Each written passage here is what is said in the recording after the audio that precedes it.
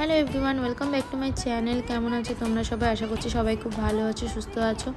আমিও খুব ভালো আছি, সুস্থ আছি। তো আজকে নিয়ে এসেছি একটা আনবক্সিং ভিডিও নিয়ে। ফ্লিপকার্ট থেকে কিছু জিনিস অর্ডার করেছিলাম, সেটাই তোমাদের সাথে শেয়ার করছি। তোমাদের যদি ভালো লেগে থাকে অবশ্যই কমেন্ট করে জানিও, আমি লিঙ্কটা দিয়ে দেবো। প্রথমে একটা অ্যাপ্রন অর্ডার করেছিলাম, পলিস্টার কাপড়ের ছিল এটা।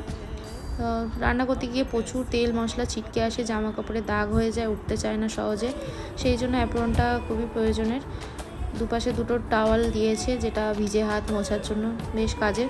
তার সাথে দিয়েছে একটা পকেটে যেটা আমি ফোন রাখবো। তার সাথে অর্ডার করেছিলাম কিছু হোল্ডার, ব্রাশ হোল্ডার।